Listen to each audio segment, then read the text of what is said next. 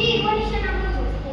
शिवराय म्हणते, हे तर आम्हाला आईची इच्छा पूर्ण करायला शिवरायांनी कोणाने घेण्याचा बेत केला.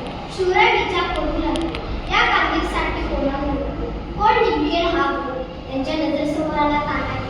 तानाजी मालुसरे त्यांचे खेळ करू. तानाजी कोकणातील उमरडी गावाचा राहणारा अंगवा पिंडवाने बोलणार. छातीत तर एखाद्या बुरजासारखी भुलत नव्हती. त्यावेळी तानाजी आपले बोलायचे, रायबाचे लग्नाचे आमंत्रण करायला शेलार मामाला घेऊन आला. शिवराय म्हणाले, आम्ही रायबाच्या लग्नात होऊ शकणार नाही, कारण आम्ही जातीने कोंढाण्याच्या कणवेला जाणार.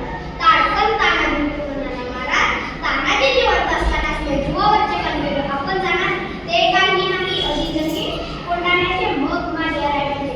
तानाजीने आपल्या स्वराज्यासाठी आपल्या मुलाची वादने ठेवली. शिवरायांच्या स्वराज्याने पहिल्यांदा कामगारांचा हाताचा बाणा. शिवरायांचे आशीर्वाद घेऊन तानाजी सेनेची कोंढाण्याच्या कामगिरीसाठी निघाले. मध्यरात्रीची वेळ होती. आभाळ चांगला दिसत होता. घरात लोकांना पाहिला होता.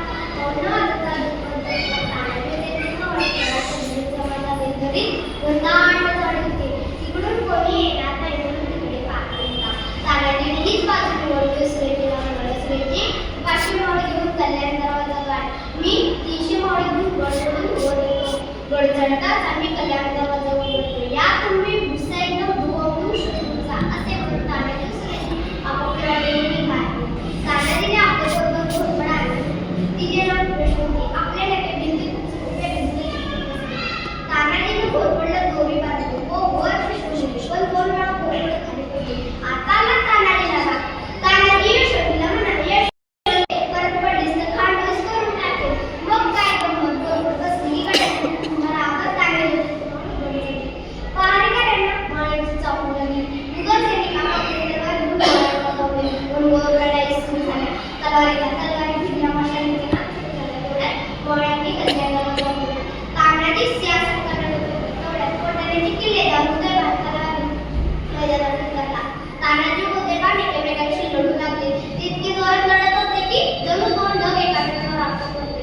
उदयभानाचा गाव तानाजीच्या ढालीवर पडला. तो इतका जबरदस्त होता की तानाजीची ढाल होती. आता काय करायचं? तानाजी न डगमगता आपल्या शेणा हाताला गुंडाळा लागला. नाड्याला पण हात झाला. एका वेळेला अंगावर पडून भूमी काढत होते. तानाजीला पडलेले पाहून कोणाचं वीर नसल्याने घाबरून पळू लागले. सुरेजीने ते पाहिलं. गडाजवळ गेला. डोक कापून टाकला आणि म्हणाला, तुमच्या इथे बाप म्हणून पडल्याने त्याचे भाऊ पैशासाठी काय म्हणता? मागे आम्ही गड्यावर गडावरून मरा नाही तर शत्रूवरून पडा. सुरेजींच्या शब्दांनी त्याच्यात धुलस्रीच संचारली. हर हर महादेव अशी करायला तर गडाला रसीय गेला. महाराजांनी ही बातमी कळली. खूप हळहळले. गडाला रसीय गेला. कोंढाण्या किल्ल्याची सिंहगड नाव स्थान झाले. ही घटना 4